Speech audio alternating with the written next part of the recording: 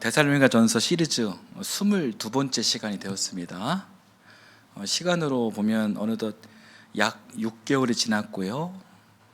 오늘 우리는 드디어 이 데살로니가전서 마지막 장인 5장에 이르렀습니다. 여러분, 지난 시간부터 우리는 종말론에 관한 말씀을 나누고 있습니다.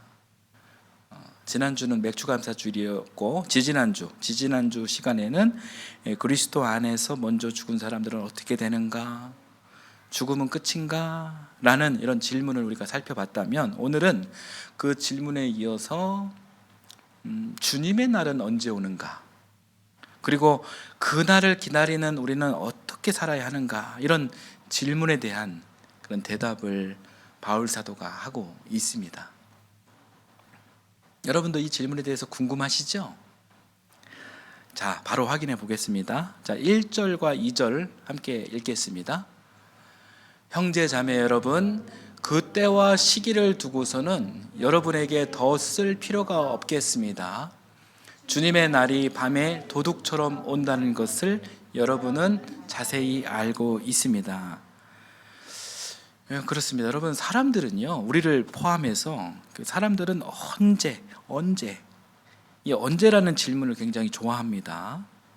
그러니까 무슨 일이 일어난다라고 하면 그 일이 우리 삶에 어떤 의미가 있을까, 뭐 이런 그 생각보다, 그래서 언제 일어나는데, 그때가 언젠데, 이런 거를 먼저 묻는다는 것이죠. 주님께서 다시 오신다고 하니 궁금합니다.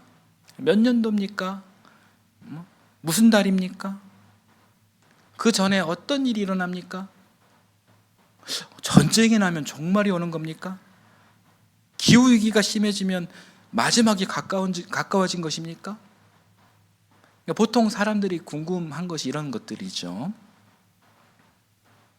그런데 아쉽게도 바울은 날짜를 알려주지 않습니다. 1절을 보면, 1절 잠깐 보여주십시오. 뭐라고 바울이 이야기합니까? 그때와 시기를 두고서는 더 쓸 필요가 없습니다, 이렇게 말합니다.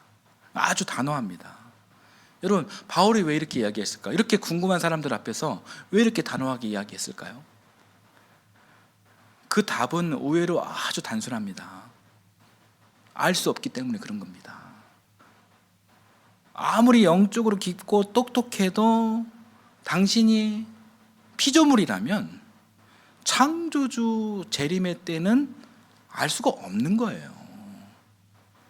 여러분, 이것이 바울의 대답입니다. 명료하죠? 대신 2절에서 이렇게 대답합니다. 2절도 잠깐 보여주십시오. 주님의 날이 밤에 도둑처럼 온다. 여러분, 이 말은 굉장히 의미심장합니다. 여러분, 도둑이 언제 쳐들어옵니까? 도둑이 집에 이렇게 들어오기 전에 전화합니까? 오늘 새벽 2시에 찾아가겠습니다. 준비해 두십시오. 그렇게 예고하고 오는 도둑은 없죠. 그러니까 도둑처럼 온다는 이야기는 우리 주님이 도둑이란 뜻이 아니라 그 시기를 인간이 예상하거나 계산할 수 없다라는 뜻이에요. 굉장히 단순하죠? 맞아요. 이 기독교 종말론은 여러분 단순한 거예요. 복잡하게 생각할 필요가 없는 것입니다. 그러니까 이 말씀만 제대로 알아도 사람들은 신천지 같은 이 시한부 종말론에 속지 않습니다. 누군가가 날짜를 정해놓고 이날은 예수님께서 오신다라고 말한다면, 여러분, 그 말 자체가 성경과 어긋나는 거예요. 하나님께서 나에게 마지막 비밀을 알려주셨어. 나를 통하지 않고서는 요한계시록을 이해할 수가 없어. 우리 조직 안에 들어와야 마지막 심판을 피할 수가 있어. 여러분, 이런 사람이 있다면 100% 시한부 종말론자 이단입니다. 절대 따라가면 안 됩니다. 여러분, 재림, 그러니까 주님의 날은 어떤 교주나 조직이 독점할 수 있는 그런 정보가 아닙니다. 우리 교단 한국기독교 장로회 교인 수가 몇 명이냐면 약 20만 명이에요. 그런데 여러분 신천지가 몇 명인지 아십니까? 신천지가 약 22만 명이라고 합니다. 네. 그러니까 우리 교단보다 교인 수가 더 많아요. 안타깝지만 이게 현실입니다. 굉장히 많아요. 여러분, 사람들은 왜 이런 시한부 종말론에 휘둘리고 포섭되고 이게 포교될까요? 불안하기 때문에 그렇습니다. 내일 무슨 일이 생길지 모르고 또 건강이 어떻게 될지 모르고 자녀들이 또 앞으로 어떻게 살아갈지 모르고 나라와 이 세계가 어떻게 흘러갈지 모르기 때문에 불안합니다. 이렇게 이 불안을 안고 사는 사람에게 내가 다 알고 있어. 나를 따르면 살아. 우리 조직에 들어오면 안전해. 여러분, 이렇게 계속 이야기하면요, 그 불안한 사람은 마음이 흔들리게 마련입니다. 흔들립니다. 그러나 우리 기독교 신앙은 이 불안을 피하기 위해 교주와 조직 안으로 도망치는, 숨어 들어가는 그런 일이 아닙니다, 여러분. 신앙은 이 알 수 없는 미래 속에서도 이 성경의 중심 골자를 따라 하나님을 신뢰하는 것입니다. 내일 무슨 일이 일어날지 몰라도 하나님께서 나와 함께 하신다는 사실을 믿는 것입니다. 유한한 우리에게 죽음이 언제 찾아올지 몰라도 죽음이 나를 그리스도의 사랑에서 끊어놓을 수 없다는 사실을 믿는 것입니다. 여러분, 이것이 기독교 신앙입니다. 여러분, 이 종말 신앙의 핵심은 날짜를 아는 것이 아닙니다. 하나님은 사랑이시니라. 신실하신 하나님의 사랑을 끝까지 신뢰하는 것이 종말론적 신앙이에요.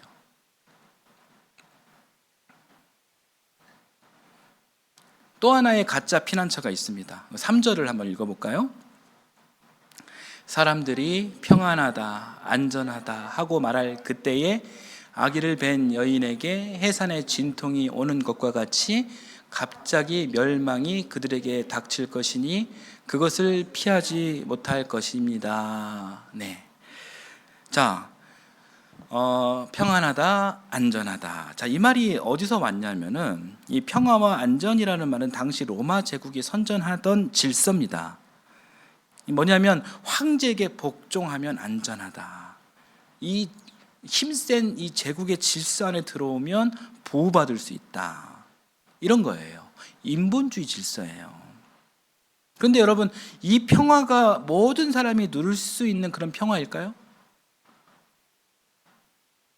다음 주일에 보게 될 바울 그리스도의 사도 영화를 보게 되면 정확하게 볼 수 있지만 이 로마 제국이 선전한 평화와 안전은 여러분 절대로 공평한 것이 아니었습니다. 로마 시민과 권력자들에게는 평화였을지 몰라도 정복당한 사람들에게는 굴욕이었습니다. 힘 있는 사람에게는 안전이었지만 노예와 가난한 사람들에게는 폭력이었습니다. 바울은 인본주의가 주는 이 평화, 안전의 본질을 아주 잘 알고 있었고, 그래서 그 제국의 구호 앞에 3절과 같이 그렇게 말하고 있는 것입니다. 사람들이 평안하다, 안전하다 하고 말할 그때에 멸망이 닥칠 것입니다. 이 말은 인본주의 너희가 약속하는 평화는 영원하지 않다. 너희가 보장하는 안전은 궁극적인 것이 될 수가 없다. 인간이 만든 권력은 이 세상의 마지막 주인이 될 수 없다. 이런 이야기입니다.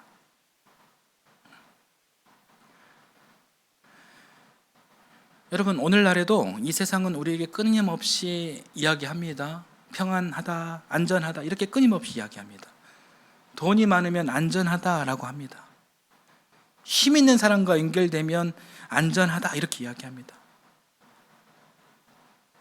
물론 뭐 이런 것들이 절대로 필요 없다 이런 말은 아닙니다. 정직하게 일하고 그리고 건강을 돌보며 이 사람들과 좋은 관계를 맺고 살아가야 합니다. 그러나 이러한 것들이 여러분 우리의 주인이 되어서는 안 된다는 거예요. 돈이 우리의 생명을 영원히 지켜줄 수 없습니다. 국가와 제도도 우리의 삶을 끝까지 완전히 책임져 줄 수 없습니다. 내가 더 이상 이 세상의 경쟁력을 갖지 못하고 힘도 영향력도 사라졌을 때 과연 이 세상의 시스템이 나의 존엄과 생명을 끝까지 책임져 줄까요? 이론은 그럴싸해도 현실은 그렇지 않습니다. 무한 경쟁을 부추기는 이 세상의 질서는 힘 있는 사람을 환영하지만 경쟁에서 밀려난 사람까지 끝까지 책임지지 않습니다. 그러므로 이 세상이 주는 평화와 안전을 여러분 우리는 절대화해서는 안 되는 것이죠. 그 질서는 결국 우리를 살리지 못합니다. 그 마지막은 결코 생명도 평화도 참된 행복도 아닙니다. 슬라이드 보여주십시오. 그래서 바울은 1절과 3절을 통해 이 불안이 낳은 두 가지를 지금 비판하고 있는 거예요. 이 세상의 시스템과 그리고 시한부 종말론입니다. 우리가 경계해야 할 가짜 피난처입니다.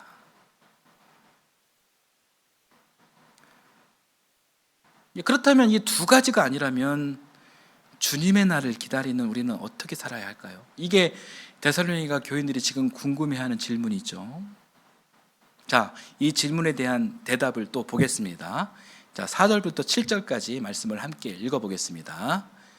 그러나 형제 자매 여러분, 여러분은 어둠 속에 있지 아니하므로 그 날이 여러분에게 도둑과 같이 덮치지는 않을 것입니다.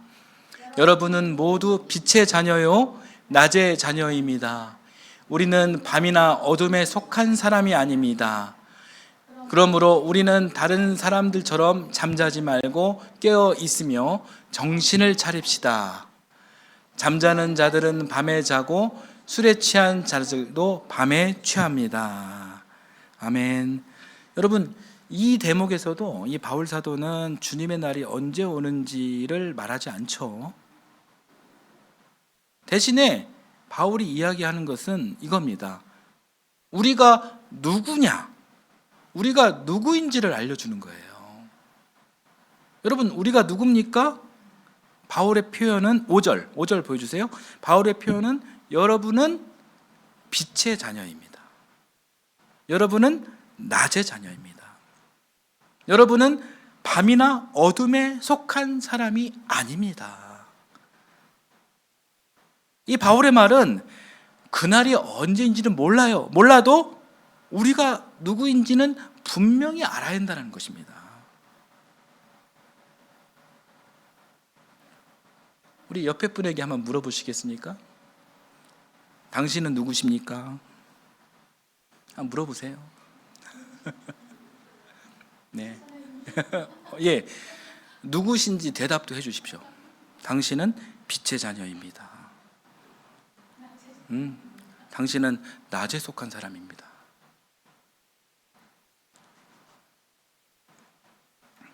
그렇습니다. 여러분. 그러므로 이제 바울은 지금 말하고 있는 것입니다. 6절 보여주시겠어요? 6절. 잠자지 말고 깨어 있으며 정신을 차립시다. 이렇게 연결되는 겁니다. 여러분, 잠은 잘 주무십니까? 네. 여러분, 잠은 잘 주무셔야 합니다. 이 잠을 잘 자시는 것은 큰 복이죠.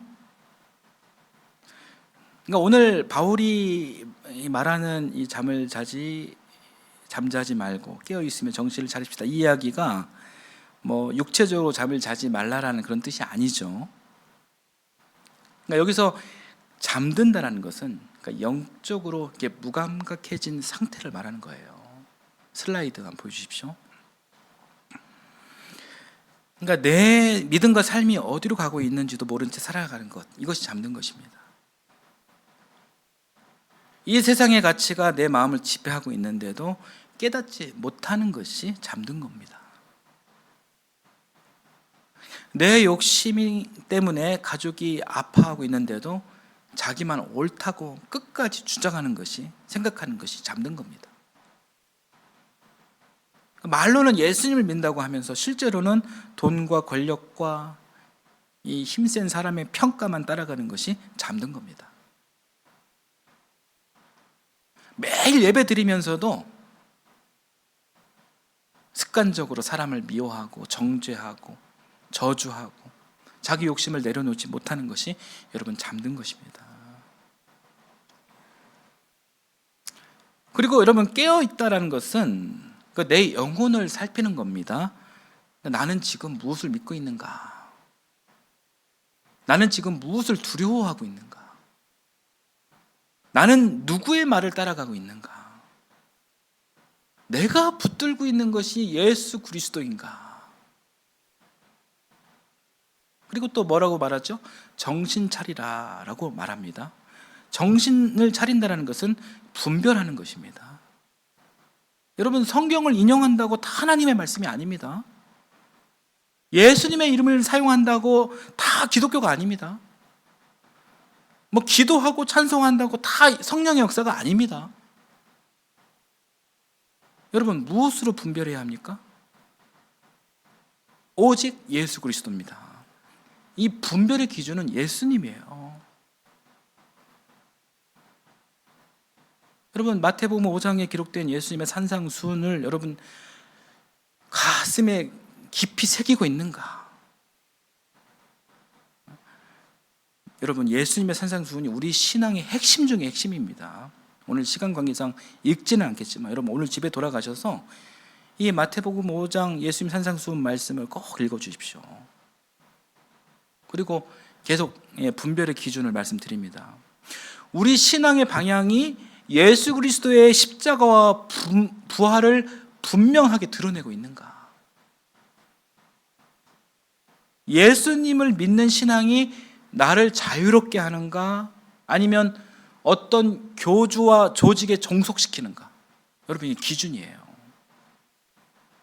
예수님을 믿는 신앙이 나로 하여금 사람을 사랑하게 만드는가? 아니면 가족과 교회를 끊어내게 하는가?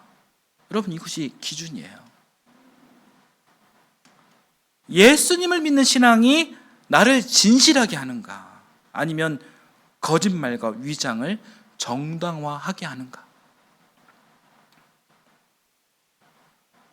예수님을 믿음으로 맺힌 열매가 생명과 평화인가? 아니면 두려움과 분열과 파괴인가? 여러분, 이것이 기준입니다. 우리는 반드시 이 기준으로 모든 가르침과 우리 신앙의 열매를 이렇게 살펴봐야 합니다. 너무나도 중요합니다. 왜 중요하냐면 이단의 폐해가 너무나도 심각하고 참혹하기 때문이에요.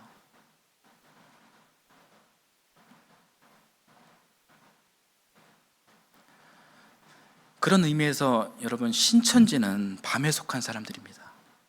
신천지 이야기 잠깐 드리겠습니다. 그들의 가르침에는 어둠에 속해 있고, 그리고 그들의 지배 구조도 어둠에 속해 있습니다. 여러분, 신천지는 기독교의 한 교파가 아닙니다. 성경을 조금 다르게 해석하는 그런 집단도 아니에요. 이단이에요. 명백한 이단이에요. 예수님의 자리에 교주와 그 조직을 올려놓는 그런 명백한 이단입니다. 말로는 예수님 이야기하지만 실제로는 이만이라는 한 인간의 해석과 그리고 신천지 조직 안에 들어가야 구원을 받을 수 있다, 이렇게 주장합니다.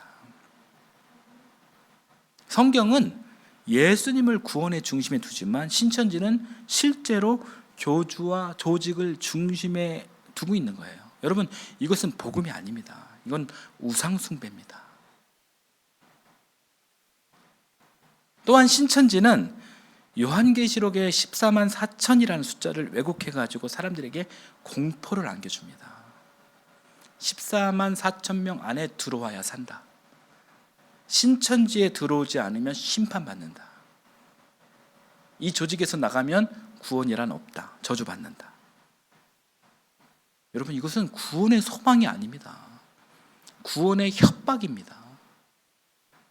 사도행전 4장 12절 말씀 같이 한번 보겠습니다. 읽겠습니다. 다른 이에게서 구원을 얻을 수 없습니다.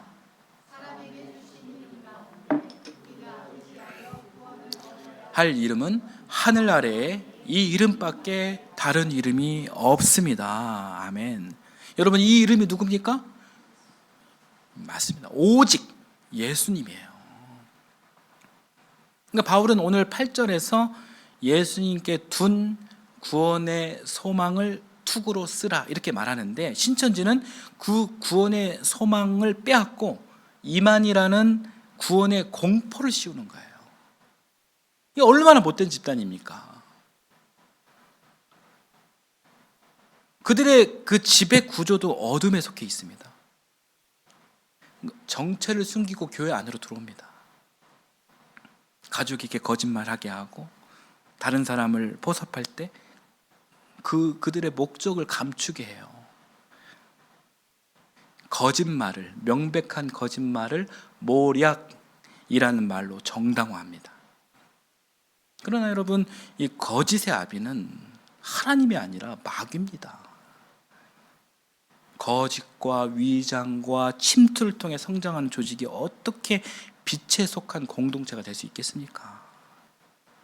질문을 허용하지 않고 비판하면 배신자로 규정하고 이 조직에서 나가면 구원에서 탈락했다라고 위협합니다. 어떤 경우에는 실제 목숨까지 위협합니다.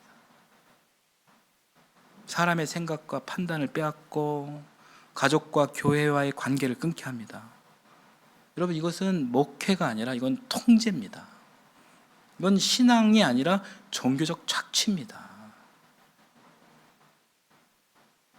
예수님께서는 열매를 보고 그 나무를 알 수 있다 이렇게 말씀하셨죠. 여러분, 그들의 열매가 무엇입니까? 슬라이드 보여주시겠어요?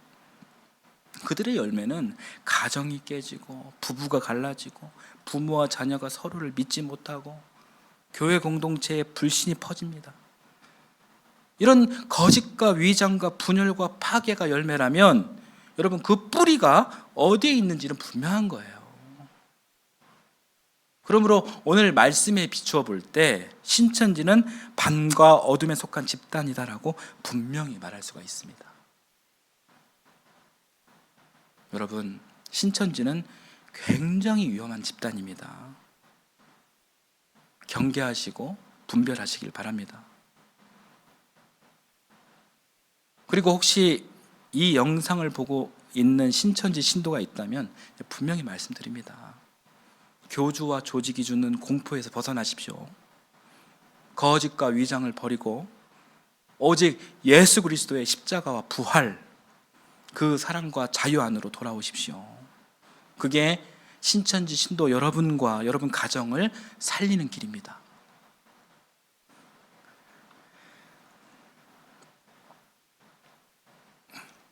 사랑하는 여러분, 우리는 여러분 밤에 속한 사람이 아닙니다. 우리는 낮에 속한 사람이에요. 바울은 8절에서 낮에 속한 사람이 어떻게 살아야 하는지를 말하고 있습니다. 우리 8절을 한번 읽어보겠습니다. 그러나 우리는 낮에 속한 사람이므로 정신을 차리고 믿음과 사랑을 가슴막이 갑옷으로 입고 구원의 소망을 투구로 씁시다. 아멘. 자, 여기에 바울이 사랑하는 그 세 단어가 등장합니다. 뭡니까? 믿음, 사랑, 소망이에요. 자, 데살로니가 전서 1장 3절도 한번 읽어볼게요. 같이 읽겠습니다. 또 우리는 하나님 우리 아버지 앞에서 여러분의 믿음의 행위와 사랑의 수고와 우리 주 예수 그리스도께 둔 소망을 굳게 지키는 인내를 언제나 기억하고 있습니다. 아멘. 데살로니가전서 1장도, 그러니까 데살로니가 시작도 믿음, 사랑, 소망, 그리고 데살로니가전서 5장 끝장도 믿음, 소망, 사랑입니다. 여러분, 이 이야기가 오늘 말씀의 결론이에요. 믿음과 사랑을 가슴막이 갑옷으로 입고 구원의 소망을 투구로 쓰라라는 이야기예요. 여러분, 믿음만 있고 사랑이 없으면 어떻게 될까요? 자기 확신에 빠집니다. 나만 옳다 이렇게 이야기합니다. 반대로 이 사랑만 있고 믿음이 없으면 어떻게 될까요? 기준을 잃습니다. 방향을 잃습니다. 그래서 바울은 믿음과 사랑을 함께 가슴막이 갑옷으로 입으라 이렇게 이야기하고 있는 거예요. 그러니까 믿음은 우리를 하나님께 붙들어 매고 사랑은 우리를 사람에게로 향하게 합니다. 자, 그리고 구원의 소망을 투구로 쓰라 이렇게 이야기하고 있죠. 여러분, 투구의 기능이 또 무엇이죠? 머리를 지키는 거예요. 머리를 지키듯 이 구원의 소망은 우리의 생각과 판단을 지킵니다. 한번 따라서 해보실까요? 믿음의 행위, 사랑의 수고, 구원의 소망. 그렇습니다. 여러분, 주님의 날이 언제 올지는 알 수 없습니다. 내일 우리 삶에 어떤 일이 일어날지도 알 수 없습니다. 우리가 알 수 없는 것이 당연한 거예요. 우리는 피조물이니까. 이것을 주장하시는 분은 창조주 하나님의 영역이에요. 그러나 우리가 성경을 통해 알 수 있는 것은 예수님께서 우리를 구원하셨다.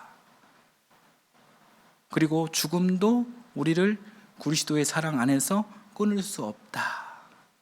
우리 이 사실을 성경을 통해서 우리는 보았죠? 그렇습니다. 이 십자가와 부활은 분명합니다. 그래서 이 바울은 이 종말론을 말하면서 믿음과 사랑과 소망을 이야기하는 것입니다.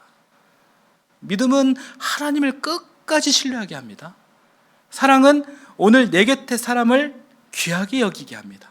소망은 어떤 상황에서도 낙심하지 않고 견디게 합니다. 여러분, 종말을 준비한다는 것은 날짜를 계산하는 것이 아닙니다. 환상에 빠져 사는 것도 아닙니다. 믿음으로 하나님을 붙들고 사랑으로 사람을 대하며 소망으로 오늘을 담대히 살아가는 것입니다. 제가 늘 강조하는 문구 중 이런 말이 있죠. 우리의 삶은 사랑만 하기에도 부족한 시간이다. 여러분, 종말을 진정으로 믿는 사람은 오늘을 함부로 살지 않습니다. 사랑해야 할 사람을 미루지 않습니다. 감사해야 할 사람에게 감사합니다. 용서해야 할 사람을 외면하지 않습니다. 여러분, 이것이 깨어있는 삶입니다. 깨어있다는 것은 종말의 비밀을 많이 하는 것이 아니라 오늘 내가 해야 할 사랑을 미루지 않는 것입니다. 정신을 차린다는 것은 세상이 주는 평화와 안전에 속지 않고 내가 무엇을 붙들고 살아가는지를 분명히 아는 것입니다. 마지막 슬라이드 보여주십시오. 여러분, 주님의 날이 언제인지는 알 수 없습니다. 아무도 모릅니다. 그러나 우리가 살아가는 오늘 이 시간과 공간이 하나님께서 우리에게 주신 선물 같은 날이다라는 사실은 이건 분명한 거예요. 그래서 오늘 사랑할 수 있습니다. 오늘 용서할 수 있습니다. 오늘 감사할 수 있습니다. 오늘 다시 시작할 수 있습니다. 그러므로 잠자지 맙시다. 깨어 있어야 합니다. 정신을 차립시다. 이렇게 연결되는 거예요. 믿음과 사랑을 가슴막이 갑옷으로 입고 구원의 소망을 투구로 씁시다. 이렇게 연결되는 것입니다. 사랑하는 여러분, 하나님께서 주신 오늘이라는 이 귀한 선물을 우리 소중히 여기며 살아갑시다. 죽음을 이기시고 부활하시고 다시 오심을 약속하신 예수님께서 우리의 영원한 소망이십니다. 이 믿음과 사랑과 소망으로 살아가는 우리 모두가 되기를 예수님의 이름으로 축원합니다. 아멘.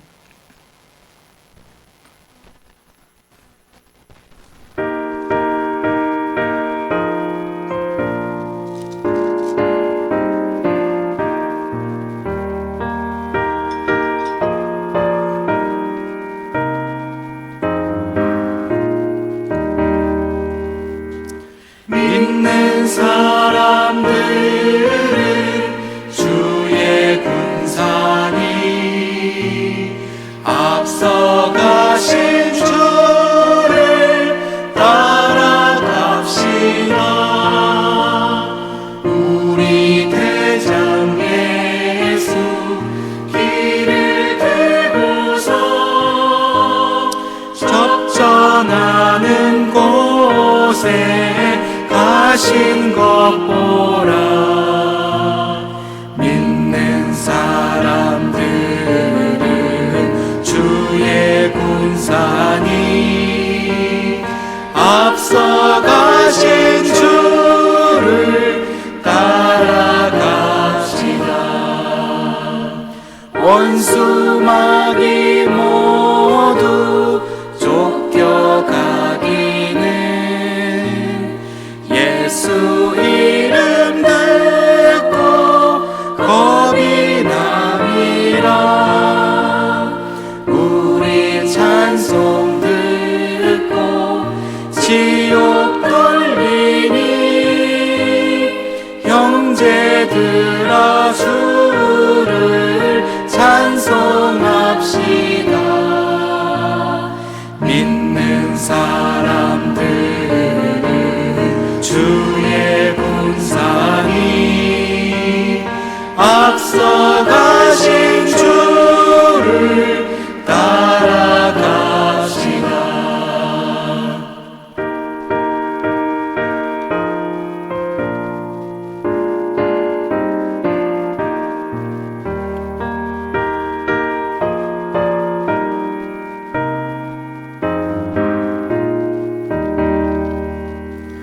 세상 나라들은 멸망당하나 예수 교회 영영 왕성하리라. 마귀 권세 감히 해치 못함은 주가 모든 교회 지키심이라. 믿는 사람들은 주의 군사니 앞서가신 주를 따라갑시다. 백성들아 와서 함께 모여서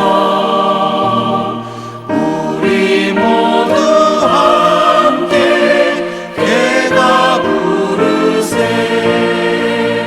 영원토록 영광 권세 찬송을 우리 임금 주께 돌려보내세. 믿는 사람들은 주의 군사니 앞서가신 주를 따라갑시다.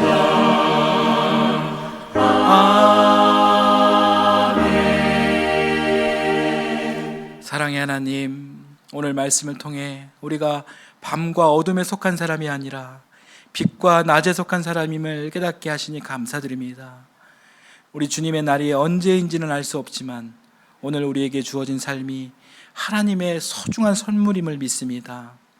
알 수 없는 미래 앞에서 두려움에 흔들리지 않게 하시고 이 세상이 말하는 거짓과 평화와 안전에 속지 않게 하옵소서.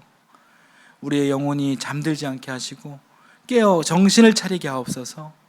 모든 가르침과 삶의 열매를 오직 예수 그리스도의 십자가와 부활 안에서 분별하게 하시며 이단과 거짓된 가르침으로부터 우리 가정과 우리 교회를 지켜 주시옵소서. 하나님, 우리에게 믿음과 사랑을 가슴막이 갑옷으로 입혀주시고 구원의 소망을 투구로 씌워 주옵소서. 믿음으로 하나님을 신뢰하게 하시고 사랑으로 사람을 귀하게 여기게 하시며 소망으로 낙심하지 않고 오늘을 주님과 함께 담대히 살아가게 하옵소서. 이 시간 주님의 은혜를 기억하며 귀한 예물을 바칩니다. 11조를 믿음으로 바치는 손길을 축복하여 주옵소서. 때에 따라 감사하여 드리는 손길을 축복하여 주옵소서. 빈손으로 오지 않고 귀한 예물을 드리는 이 손길을 주여 거룩히 여겨주시고 축복하여 주옵소서. 죽음을 이기시고 부활하셨으며 또 재림의 약속을 하시고 반드시 이루실 우리의 영원한 소망 되시는 예수님의 이름으로 기도드립니다. 아멘.